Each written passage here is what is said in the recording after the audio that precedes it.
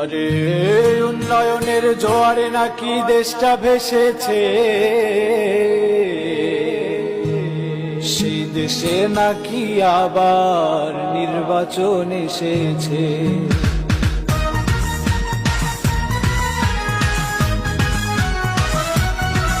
আরে উন্নয়নের জোয়ারে নাকি দেশটা ভেসেছে, দেশে নাকি আবার নির্বাচন এসেছে।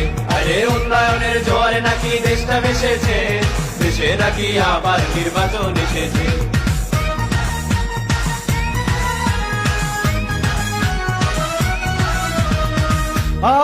আরে ভাই চেতনায় উজ্জীবিত হয়ে 5 জানুয়ারিতে গেলাম ভোট দিতে।